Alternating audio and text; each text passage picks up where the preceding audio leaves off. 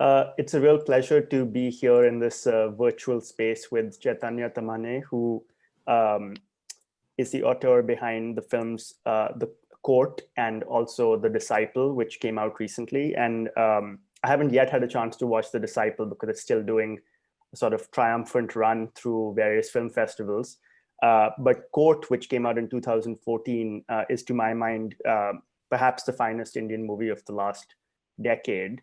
It sort of takes Kafka's trial and reworks it as a fictional documentary about a folk singer who is caught up in the absurdities of the modern Indian court system. But like any great movie, it's about much more about sort of the nuances and complexities of the individuals caught up in this. So today, Chaitanya, we're going to talk about the theme of this festival, which is remaking the real, right?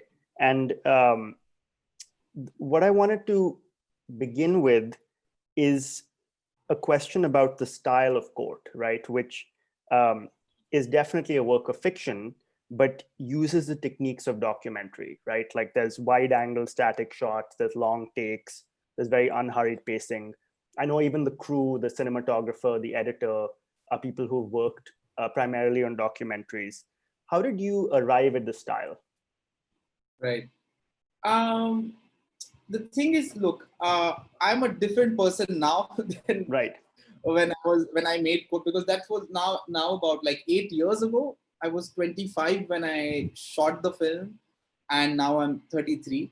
But I remember like being sort of more inspired by what you call realistic films, and it was, I guess, also a reaction to the level of artificiality you would see in Indian films, like definitely the mainstream films, but also this need to kind of see my world, my society, and my culture, with an eye or with a sensibility that I was craving for to see on screen. Of course, there is no such thing as real. Even if you look at documentaries, it's constructed and manipulated. The way it's edited, the way you do sound, the way you interview your subject, and you create an atmosphere, even on a documentary set. So of course, there's no such thing as an absolute reality. Like that would be pretty boring if I just kept a camera, if I landed up on a location, and everything is in that sense cinematic, and in fact, my process or my way of working on Court was of complete control.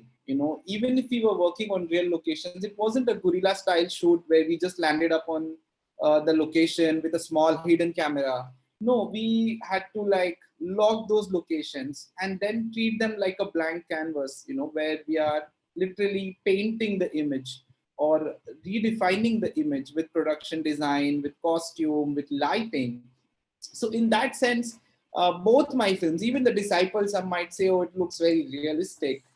They were, massive productions and a lot of planning and a lot of design and I would say a cinematic sensibility went into, creating those realistic looking worlds. But it's true that I am a fan of documentaries. I'm also inspired by fiction filmmakers, who I wouldn't necessarily want to sort of bracket it as documentary techniques, but yeah, like for example, wide shots or deep focus or long continuous takes or working with non-professional actors.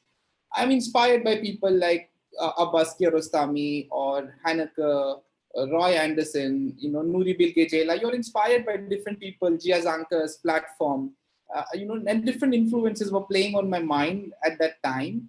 And yet at the same time, it had to be techniques or inspirations that made sense for the narrative, because that was also kind of the tone of the film itself. That was kind of the gaze of the film itself,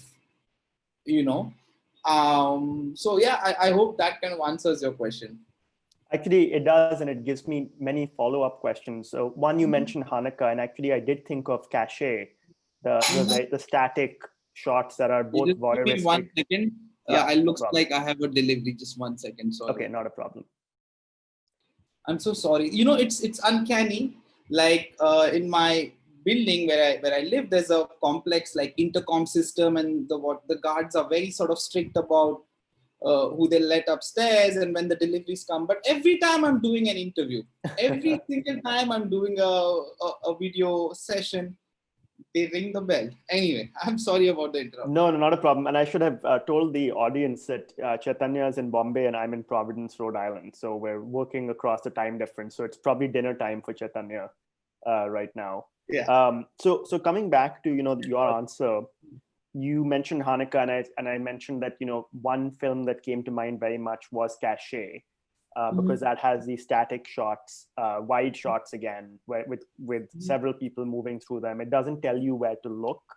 So that was one kind of thing. But I noticed also one similarity, and this was maybe conscious or unconscious, which is the amazing use in Court of ambient sound of the city. Like you hear the horns in the distance, you hear the rustling of paper, typewriter in the court. And that is constant throughout the film in place of music. So I'm curious about the layering in of that kind of sound. And again, how conscious or unconscious a process that was. Right.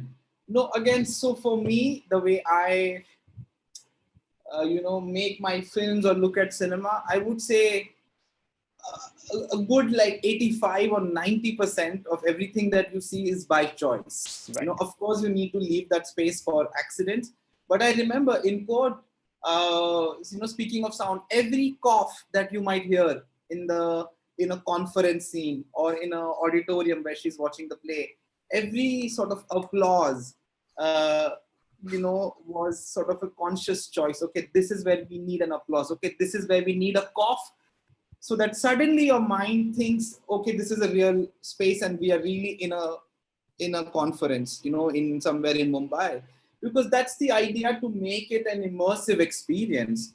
And you're right. I mean, of course, I'm inspired by not necessarily the direct techniques of somebody say like Haneke, but Haneke, going back to Bresson and like I said, Kiarostami, it's more of a philosophy of cinema which I'm inspired by, which is like many times if you use background music, it's like a lame way of telling your audience what you want them to feel or what they are supposed to feel at that moment. For me, the challenge of doing this purely through sound design and not through background music was a lot more exciting.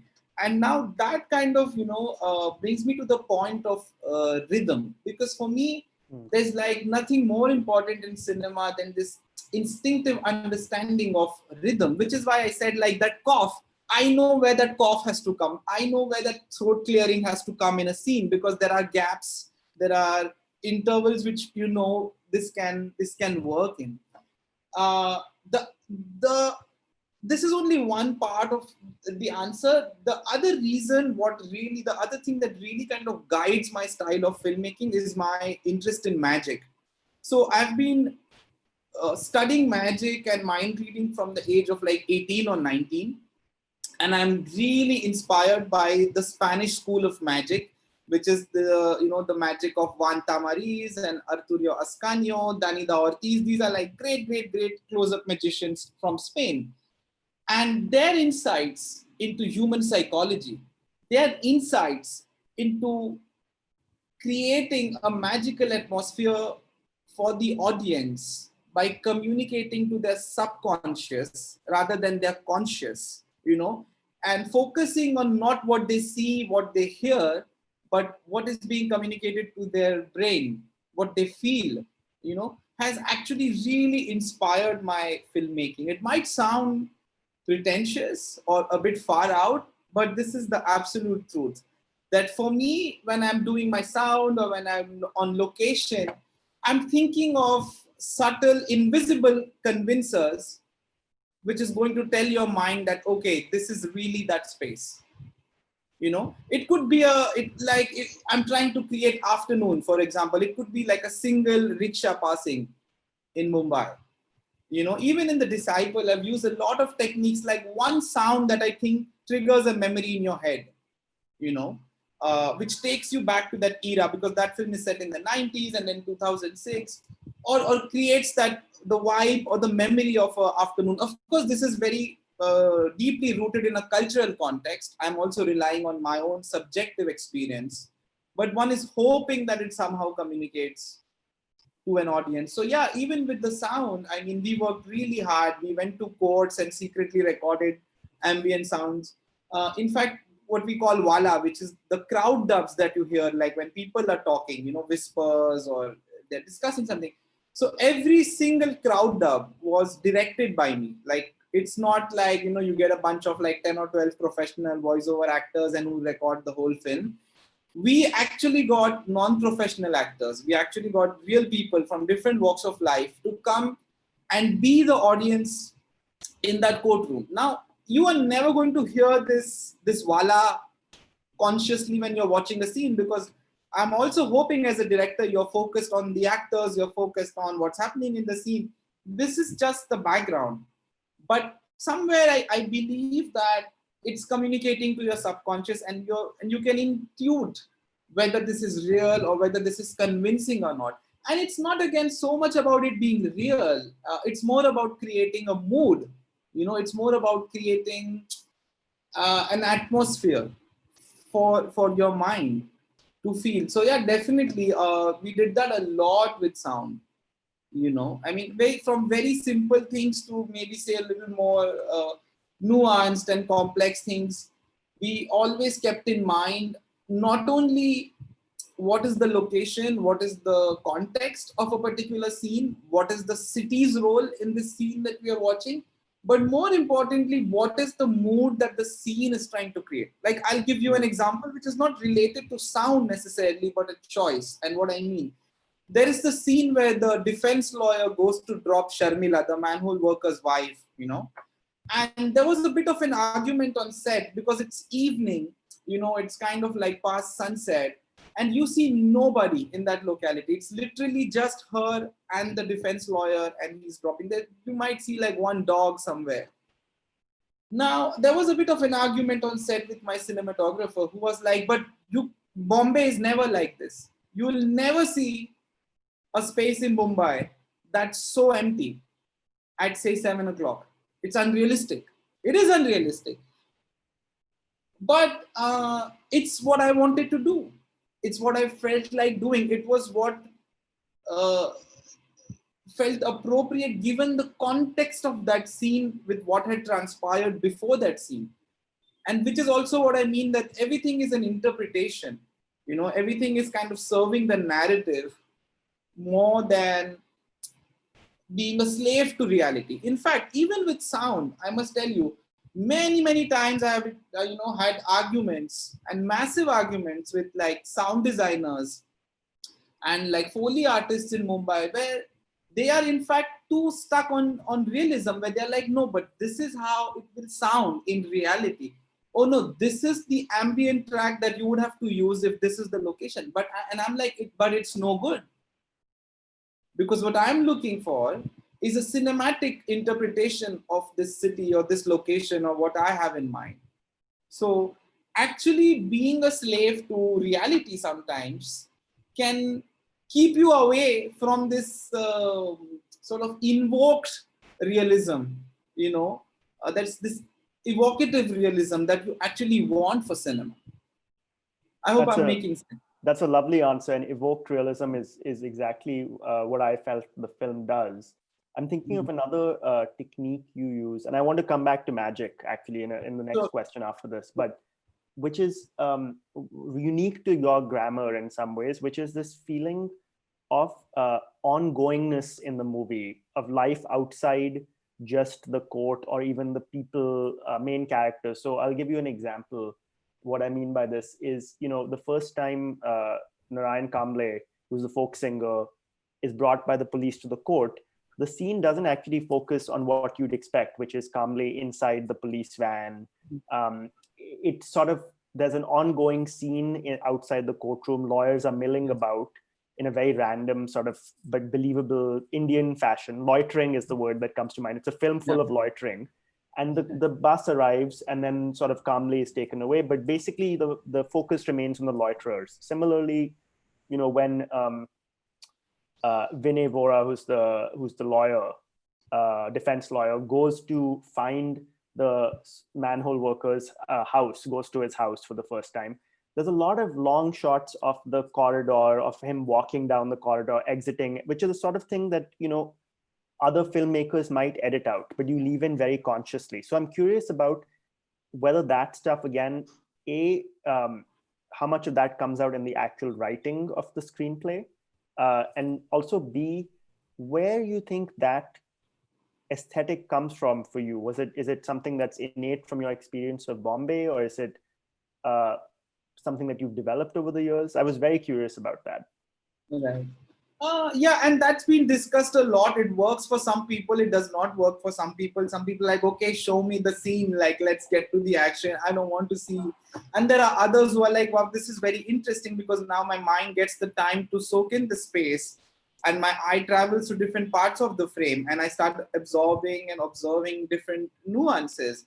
And yes, that comes from a personal preference for that kind of pacing, because again, I think it was a reaction to the kind of films I was watching and kind of editing that I was seeing in trend, even in international films and American films, which is like snappy cuts and just going all over the place. And I'm not a big fan of that style of filmmaking. So it definitely comes from my preference for this kind of style and pacing. But it also comes from, again, my idea of time, because again, some of the filmmakers I really admire talk a lot about cinema being a temporal medium and how time is kind of abused in today's time, in the kind of cinema that's being done now. And again, like I said, it comes from my idea of magic, where for me, the more I let a space, or like the more I let time unfold in a certain space. I mean, of course, it's got a tension. It's like a rubber band. If you stretch it too much, it's going to break. So there's a judgment in the editing that you're using. But the more you kind of be in a space, the more immersive it becomes for me. That's kind of also the reason many times I haven't cut in the film. I mean, but again, there are no like hard rules. There are close-ups in quote.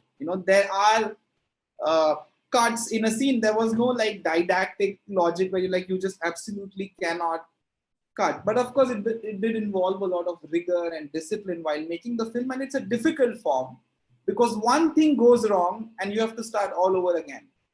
And especially if you're working with non-professional actors, and who are delivering scripted lines, which are it's not improvisation based. It takes a lot for everybody, in the team to kind of get it right. And which is why we did so many takes. We would do like 25, 30 takes. But for me, the payoff, the reward is worth it, what you get, And the idea is to make it look so effortless where it feels like, okay, it's just, slice of life. Okay, it's just an observation of how it would really be. But of course, it takes a lot of, careful planning to do that. And I didn't think your answer about magic was pretentious at all. In fact, I thought it was very endearing. And also, personally speaking, I came to writing through magic as well. I was a very bad magician in my teens, so I really connect with that. But I'm wondering about your actual practice as a magician. I know you do magic. You're a mentalist as well. One, is it possible to do any mentalist trick right now while we're on Zoom? That would be fun if it's possible. And the other was just that how have you kept that practice alongside filmmaking? Obviously, it's bled into your filmmaking, but are you actually doing magic and mentalism? Yeah, I mean, well, I started out quite late. I, in fact, started out in my late teens. I discovered magic like when I was 18 or 19. And it was a funny story because, we didn't have access to foreign films in India. So there used to be this guy who would carry like a bag of pirated DVDs, in sleeves. And that was our only kind of access to foreign films. And one of the DVDs he happened to have was like this thing called Best of David Copperfield. Okay. And I saw it, and my mind was blown. And the then one where he's flying around and it was making, just yeah. like his greatest hits, And I was like, this is absolutely sort of incredible to see all of it together like this. And you don't have access to those kind of stage illusions and those kind of massive, props. So I started working with close-up magic, and of course, the first 4 or 5 years, I was all over the place. I mean, I was fascinated. I had a childhood fascination for magic, which I'd never, taken up seriously. And again, the first 4 or 5 years was like me making a fool of myself and my friends laughing at me and my parents being worried, like, what are you doing? This is your age to get a job. And of course, I mean, I was serious about films, but magic is the thing that keeps my, sanity intact. It's really that one thing which helps me let my steam off and go in a kind of a meditative zone. And over the years, I just started realizing what a rich medium it is, and how it appeals to certain very primal instincts in human beings, and that it's such a deep, deep, deep subject. And also over the years, the more I started understanding cinema, I started realizing how closely associated both the mediums are. I mean, of course, that the Lumiere brothers were interested in magic, and in fact, a lot of magicians, were pioneers of cinema, like Méliès. Even in India, the father of Indian cinema, Dadasaheb Phalke, Satyajit Ray, they were all fascinated by magic. They've written, stories and made films about, like, Dadasaheb Phalke used to do magic shows. Same with like somebody like an Orson Welles or a Woody Allen. There are many, many filmmakers who've been fascinated by magic, and what it has to offer in terms of cinema. For me, Charlie Chaplin, Buster Keaton, these were magicians.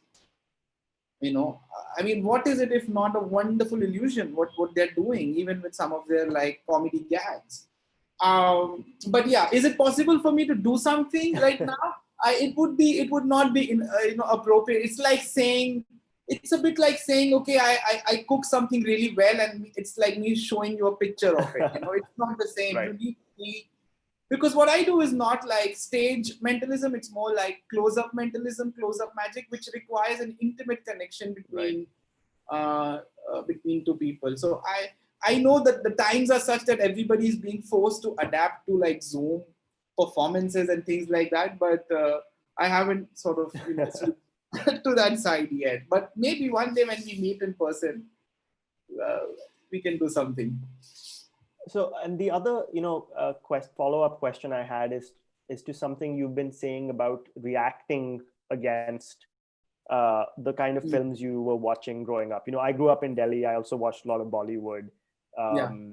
I think, you also worked for Balaji Telefilms on basically a soap or a comedy show, right? Basically a comedy. Yeah, like when I was like 17 or something, as a daily soap writer for a year, yeah.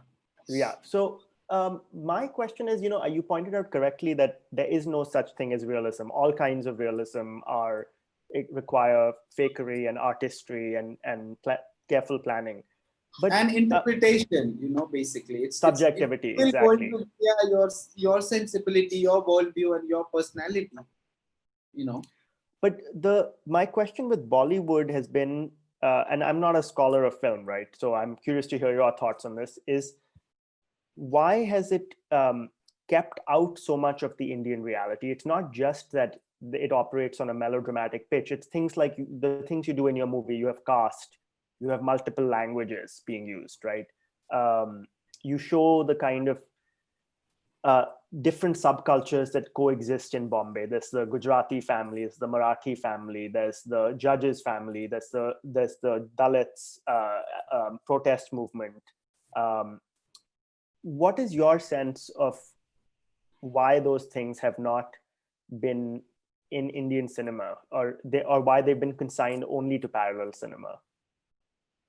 Right. I mean, look, this is a complicated question to answer for me, because again, I don't know what mainstream filmmakers are thinking about. And the thing is also, it's kind of hard to surmise it or generalize, because there's Right. so many films being made in India. Even what you Right. call mainstream, there's mainstream in Tamil, there's mainstream in Malayalam, there's mainstream in Marathi cinema, there's popular Hindi, like what you call Bollywood cinema. And I mean, of course, I can only take an educated guess that people want to, lose themselves in some kind of a fantasy world. I guess it's also a cultural thing, in the sense we've had a history of 100 years of a certain kind of cinema with song and dance, and there is a aspirational value attached here, where they want to see the lives which are different and more dramatic, and people who are rich and like dancing in London as NRIs. I don't know. It's hard for me to give this answer, but of course, if you look at, and again, parallel cinema is such a tricky term, because something becomes parallel only by the virtue of something else existing that we consider to be mainstream, or the norm.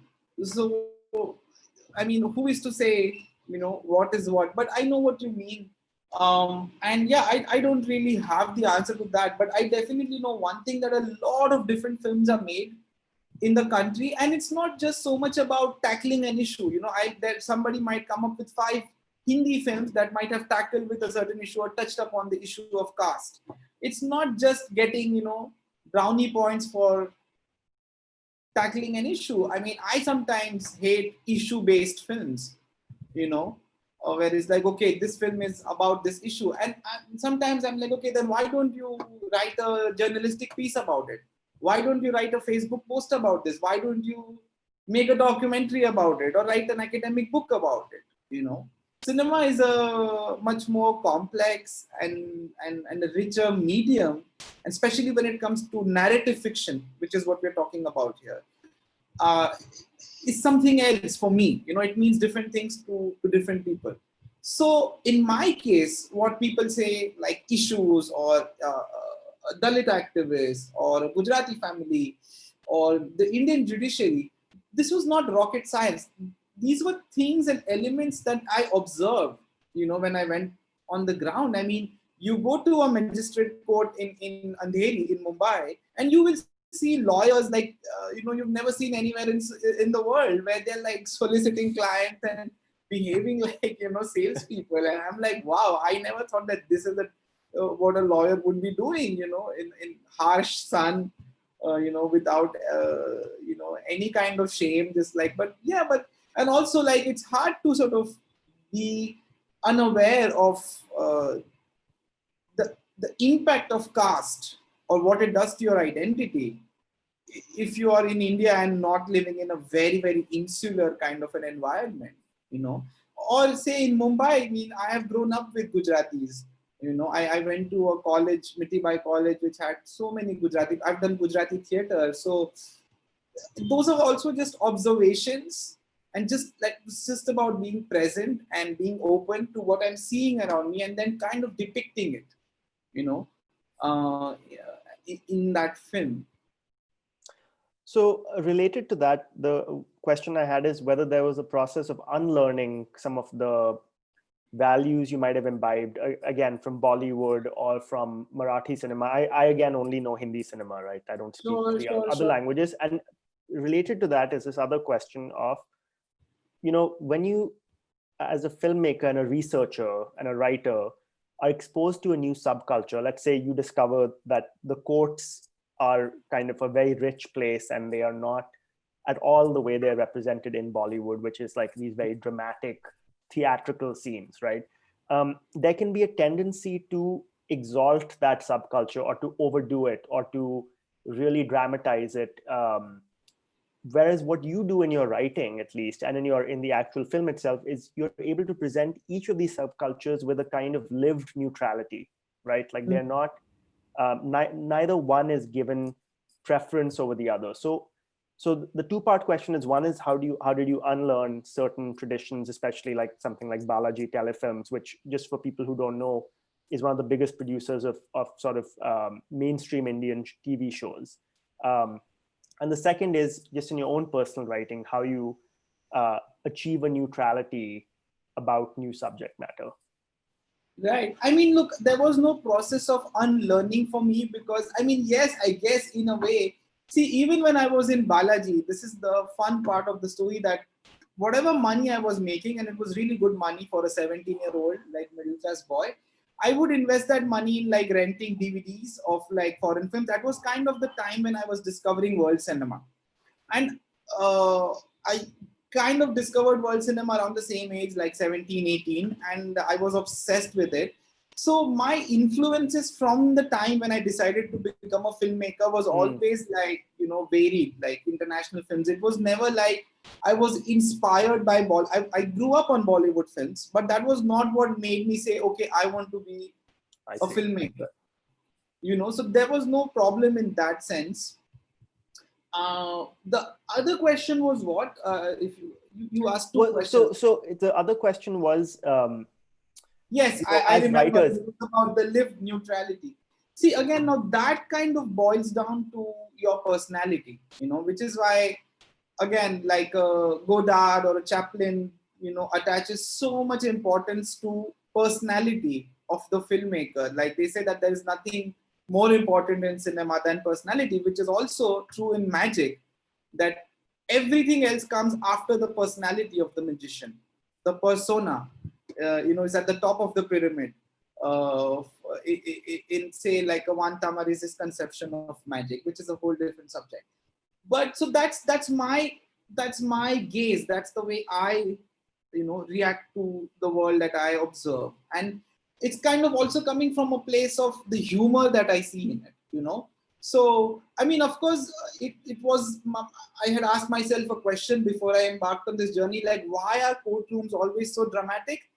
How must it really be if I go to an actual courtroom?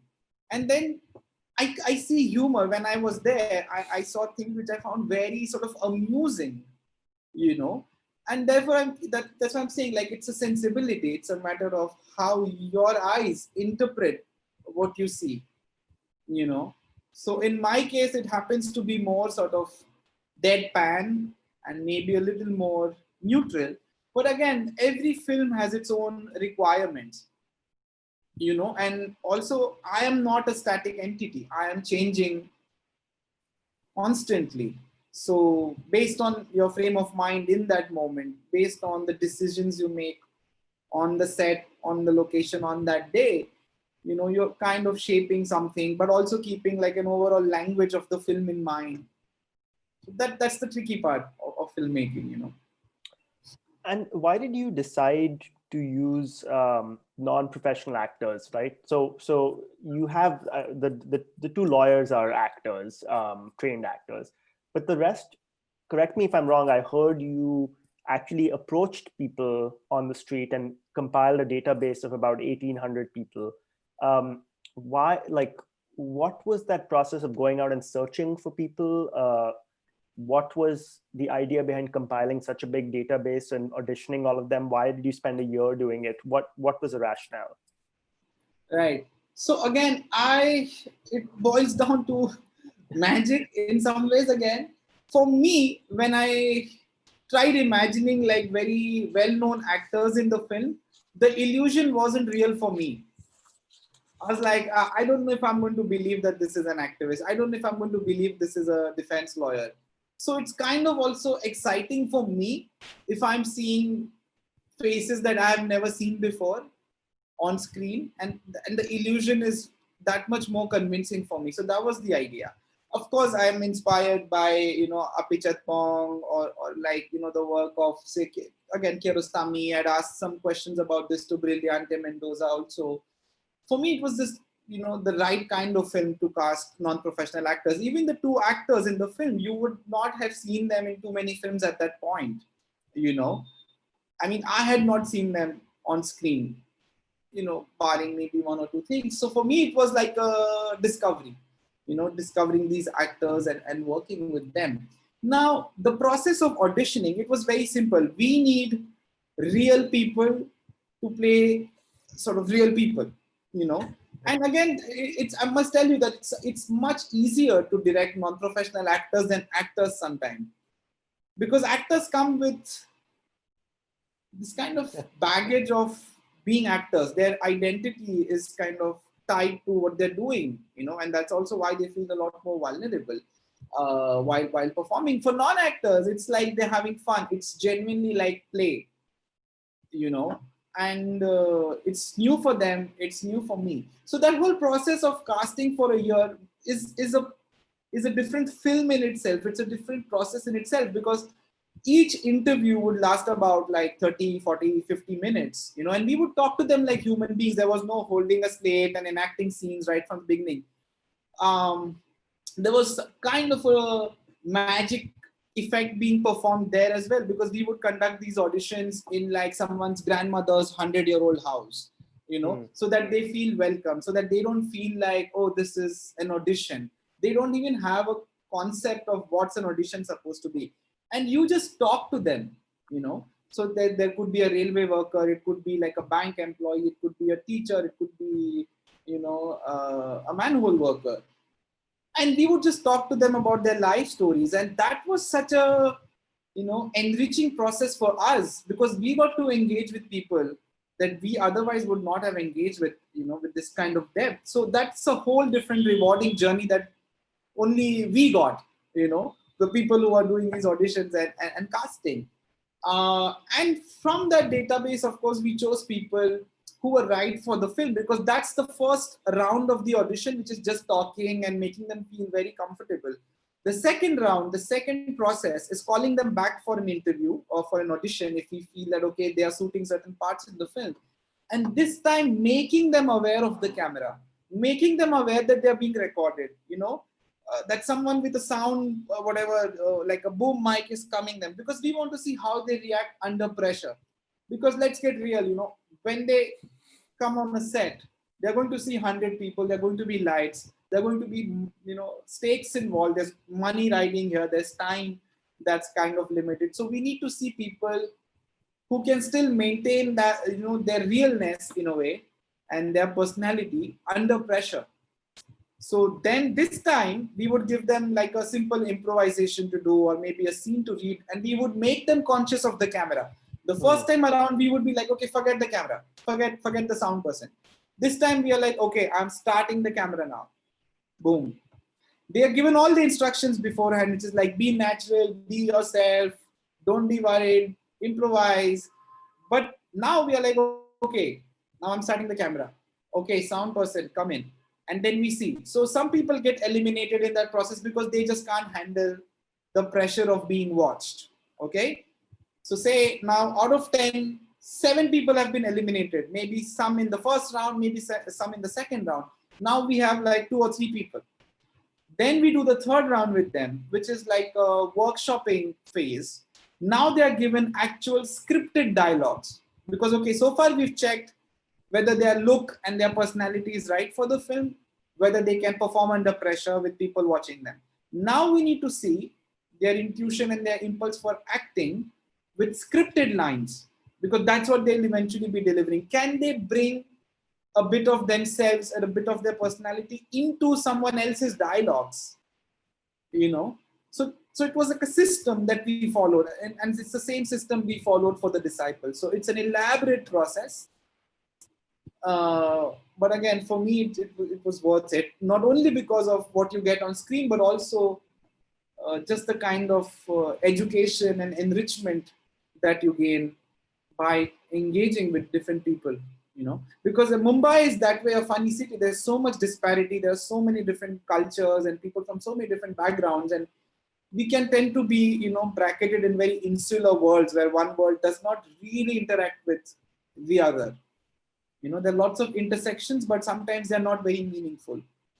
So that's also why this was a very exciting process of casting for the film.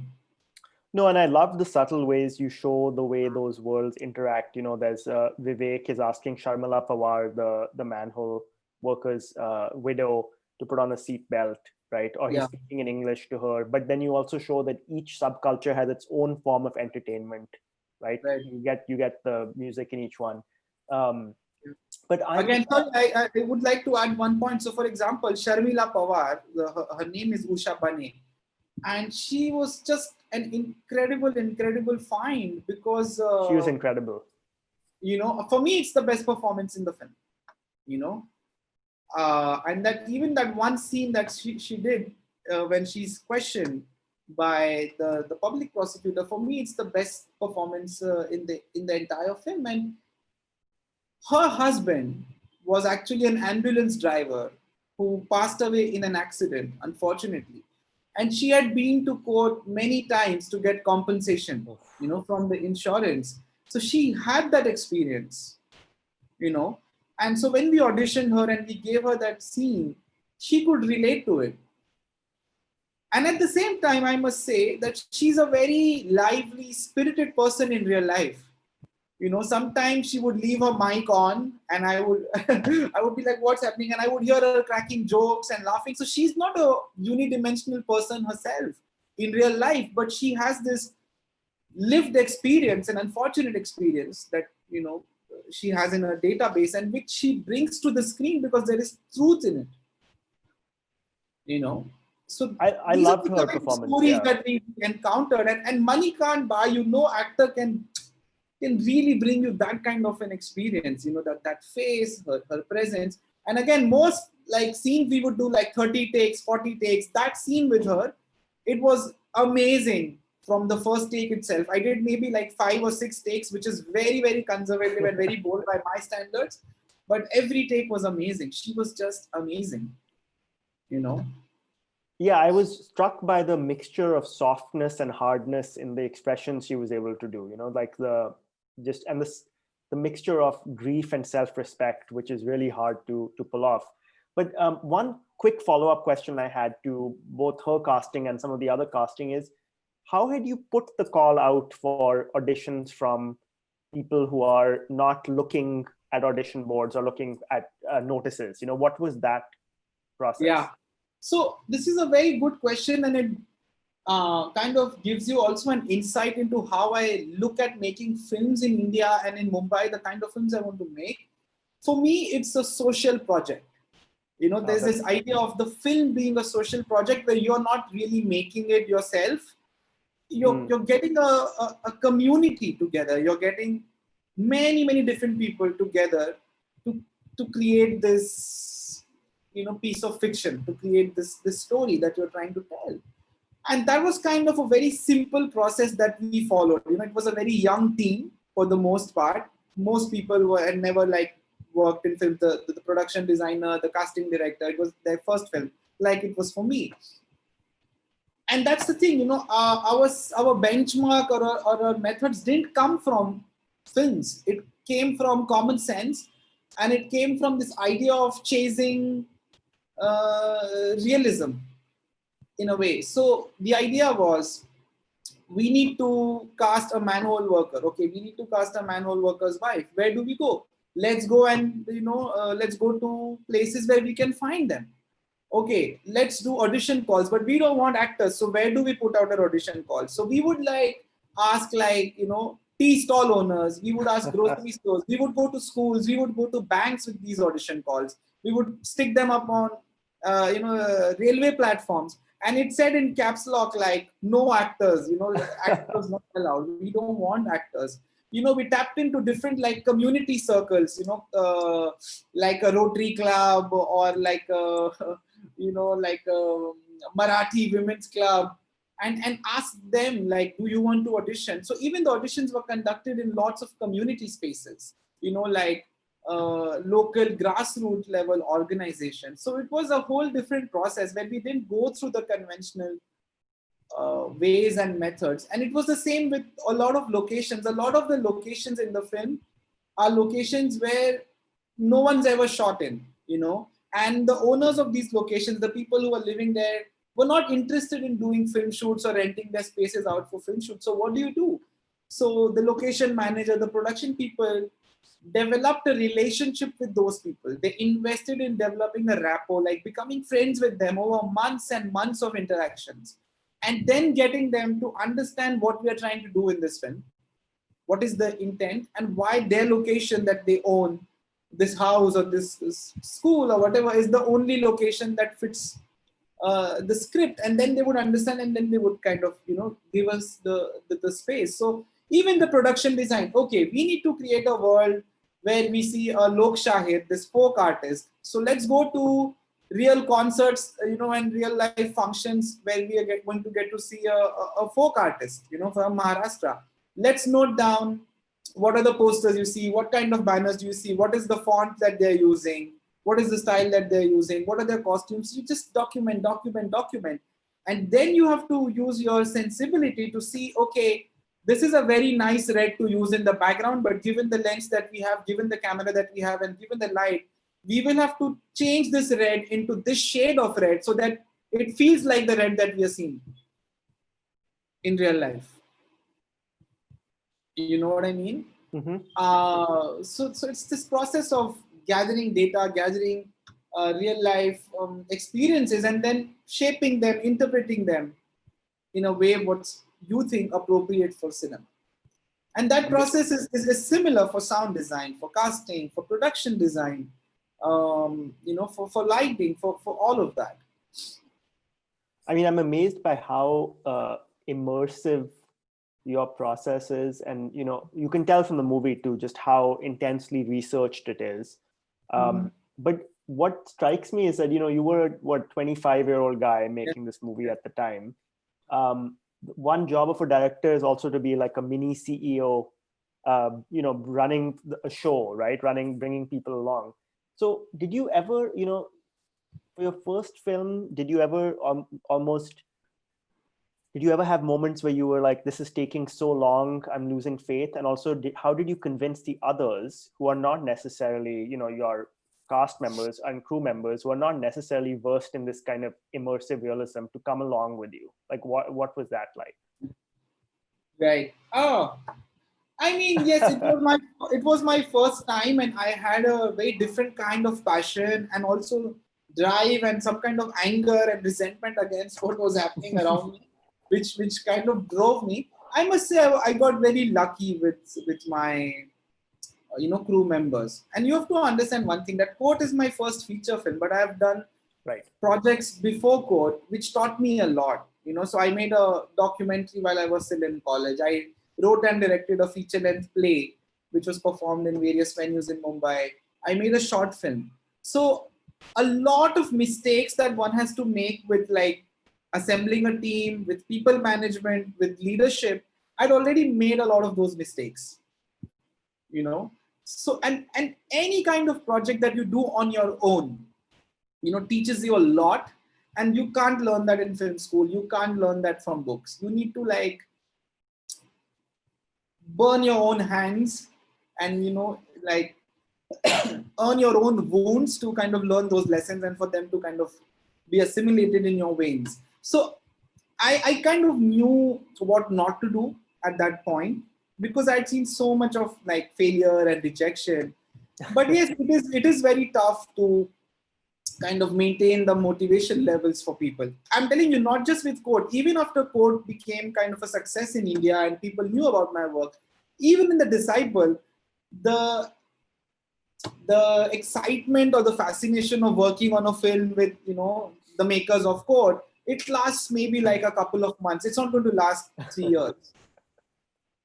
And it is hard work. It's just getting up every day and, turning up to work. And it's just a lot of work. And when you're working, people don't really understand what it's going to turn out like, And it does push a lot of people to their limits. There are a lot of nervous breakdowns that happen.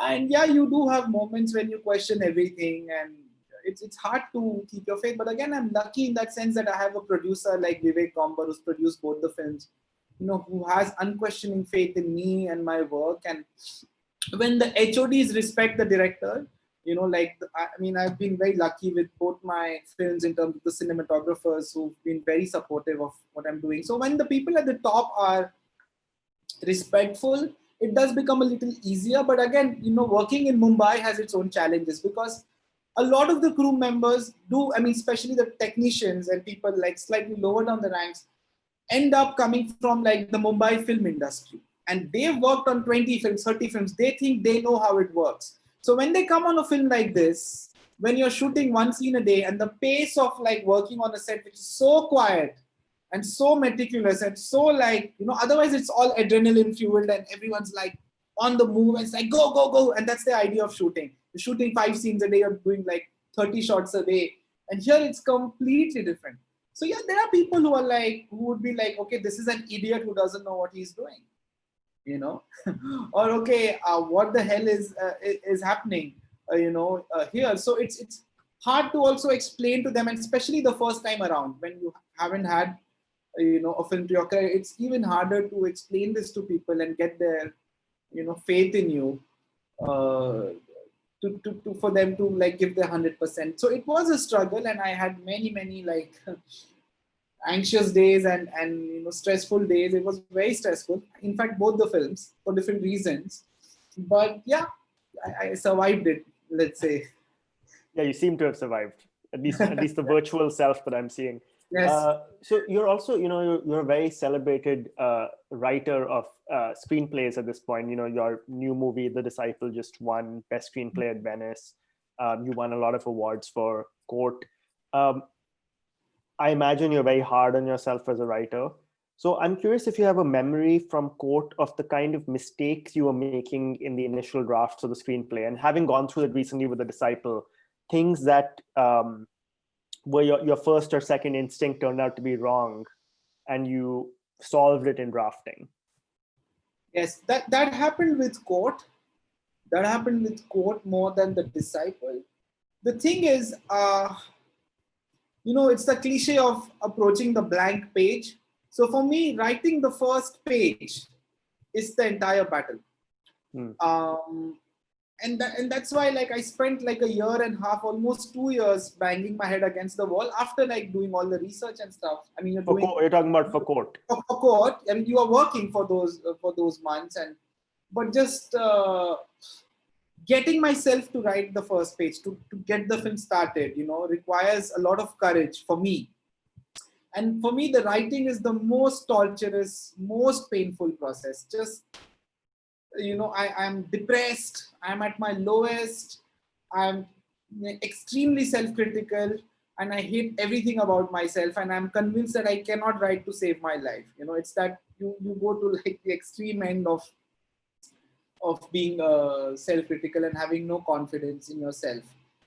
So to get that motivation, and it becomes eventually like an act of courage, to come to terms with the fact that, okay, you need to get over your fear of failure and just do the best that you can, and you have a right to life, and just come up with whatever you can come up with. But I must say, in my case, generally the first draft is kind of the final draft. I mean, of course, you make changes in terms of eliminating some dialogues, but I'm not the kind of person who moves things around too much, or I'm like rewriting scenes all the time. That did happen with Court. What happened with Court was the picnic sequence that you see at the very end wasn't at the end. It was somewhere else, right? Towards the middle of the film. And a flashbulb went off in my head. It was like, okay, what if we end the film with this? I mean, I was stuck at the scene where Vivek, the defense lawyer, drops the manhole worker's widow. That was kind of the scene where I was stuck. I'm like, okay, I've reached here. Now what do I do? So it took me like a few days to come up with the rest of the film. And I was like, we can end with the picnic sequence. So that was one thing. The other thing was the scene that the first scene of Court didn't make it to the final film. The first scene of Court was what kind of motivated me and gave me the energy to start writing the script. And that was this surrealistic sequence where there's a procession, like, at like 4 a.m. or 3 a.m. in the morning, like a secret procession of manhole workers, and like some folk kind of music playing.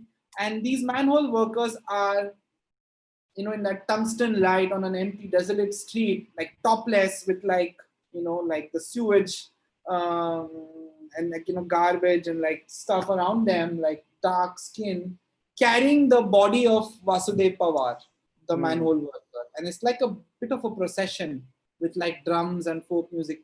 And then the film kind of began. So I was very excited by this surrealistic sequence. But then, like many things in writing or in editing or filmmaking, it's about elimination. So I realized that I don't really need the scene, and I can make the film work without this scene. So that was my motivation. But the biggest change in Court, the script of Court, that the character of the public prosecutor, played by Gitanjali Kulkarni, was actually a male character, in the first draft. And I read the script. I didn't have the entire script. Like I said, I got stuck at some point, but I read the script to my mentor. His name is Ramu Ramanathan, who's a playwright and a journalist in Mumbai. And he said it's too male.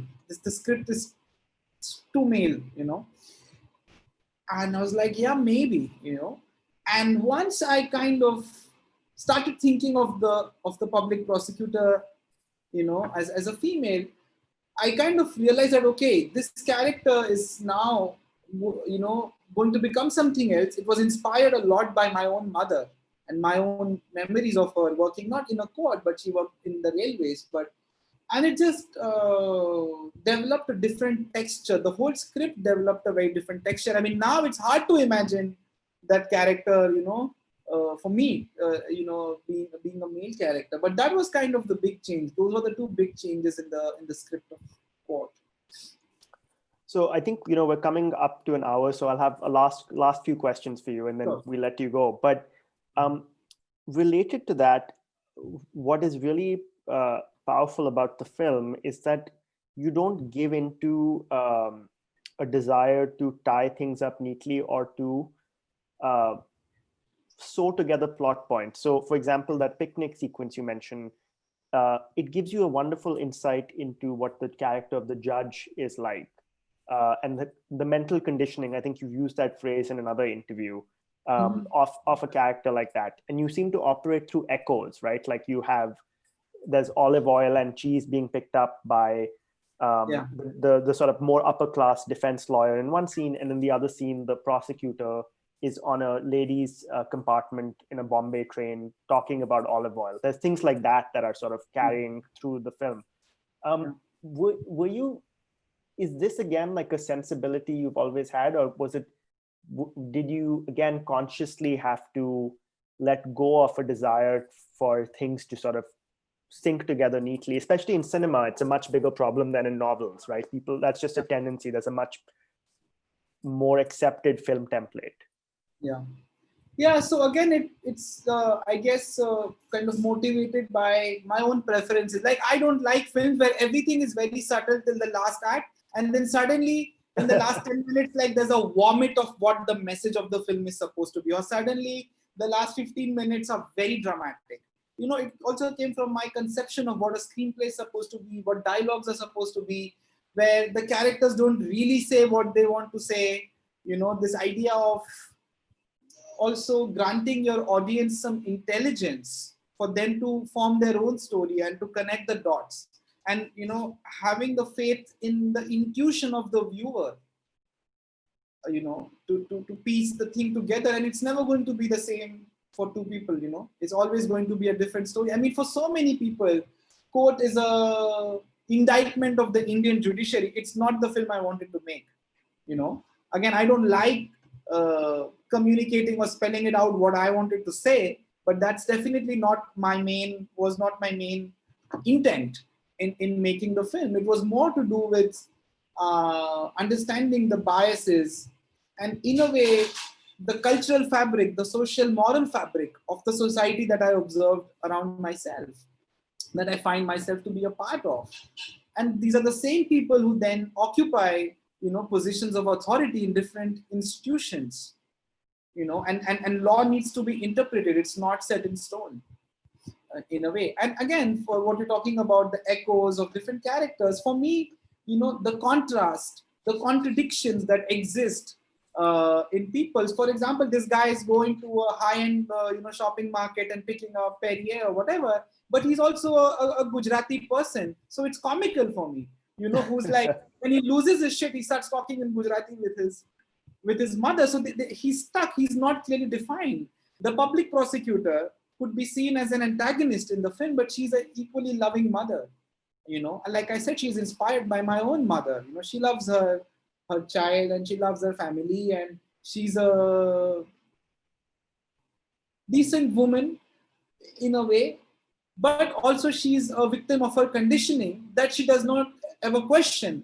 And her idea of Sunday recreation is to go and watch this play, which is a commercial success maybe, and it just happens to be a xenophobic play. And she's like, and that's the kind of conditioning she's had, where she's like, so it's for me, it's also like having an empathetic outlook towards these characters rather than judging them and putting them in different brackets. Was that a real Marathi play, or is that No, the we one that staged it. We created that play. I used a lot of my intercollegiate theatre memories to direct the actors and to come up with that thing. Yeah. No, and I did notice that, there's a great deal of empathy for all the characters, and also that in a subtle way you show how both the judge and the prosecuting lawyer lack imagination in some ways. We're talking about realism in this, but there's also a sense of the imagined life and whether life can be better than what has been handed down to us from laws that were made in the 1800s by the British. So, one of the closing questions I have is do with the anger that is behind the film, right? Like, I think you balance it extremely well with humor, right? Like, there's a great scene where the defense lawyer is talking about his NGO, and then someone comes in and puts on a fan, and there's more ambient noise. That's just Mumbai, that's just India. Yeah, there's always one layer of chaos that can come in at any moment. So in terms of the anger, I'm interested in whether you still get triggered by a lot of the things that went into the movie. For example, right now, so to back up a bit, so one aspect of the film is this crazy law in India where you can be charged on a very flimsy pretext for abetting suicide, right? And that's the central premise, is that somehow this folk singer is responsible for the suicide of someone who might have heard his music. Of course, he's not even said those words, inciting words in his music. Now we have this big case going on in Bombay, actually, of Sushant Singh Rajput, the Bollywood actor who committed suicide. And people are blaming his girlfriend for abetting his suicide, but not just his girlfriend, all of Bollywood, for being a sort of drug haven that drives people over the edge. So when these sort of intrusions happen, where like the things that were in your film burst out into reality in a big way, right? What is it? How do you feel, and what's your response? Does it make you rethink revisit the film in any way? Do you fall back into the world of the film? I mean, I'm asked this question quite often now that what's happening in India is, quite close to what you've shown in the film. And I'm like, my answer is like, yeah, I'm not happy about it at all.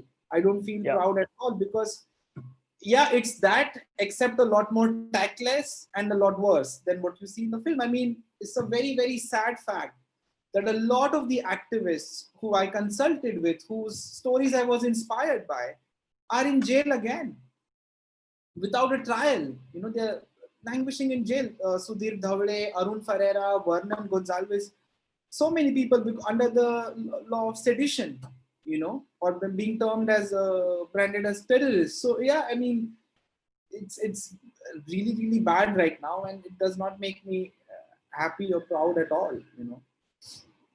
And do you fear for, this is my final question to you, for censorship for your movies? In court, it seems like some absurd lines were cut out. For example, the line where a bunch of lawyers are sitting around and joking that the prosecutor should become a judge, sorry. But do you think that the atmosphere for your films to be released in India has become harder? Now the problem is that people are self-censoring. There is such a terror being instilled, in the discourse of the country, that you don't even have to go to a censor body to be censored anymore, because people I don't know what people are going to get offended by now. Coincidentally, today was the screening for the censor board for The Disciple in India. And again, I don't know if I should say this, but so there's a scene where this classical vocalist, the protagonist of the film, is masturbating to a porn scene, and the lady from the censor board is like, yeah, you got to take this out if you want to release this film in India. And to me, it's bizarre. Like, why can't we show someone masturbating? Why can't a classical musician masturbate, in his own room? And you see like a little clip from a porn film, playing on his laptop, and they're like, yeah, but this has to go. So we're like, okay, we'll blur the sequence, we'll blur the screen, and here's a blurred version. No, blurs are not good enough. You can still see her jugs. That's the word she used. you have to black the screen out if you want to keep the scene, or just take the scene out. So yeah, of course, and anything that's even like, slightly political or slightly sensitive. Yeah, I mean, now the bigger threat is self-censorship, because you don't know who's going to come and attack your family or troll you online or boycott your work. So it's really bad right now. Chaitanya, thank you so much for taking so much of your time to talk to me about Court. Again, I'm thrilled to talk to you. I'm excited to watch The Disciple. I also want to talk to you offline in secret about censorship and hear more about it in a non-recorded medium, so that we don't censor our conversation about censorship.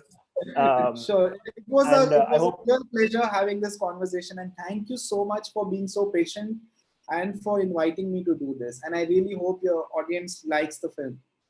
Yeah, I'm sure they will. Soon. Great. Well, thank you, and have a great night in Bombay. Thank you. Have a good day yourself. Okay. Bye, Chaitanya.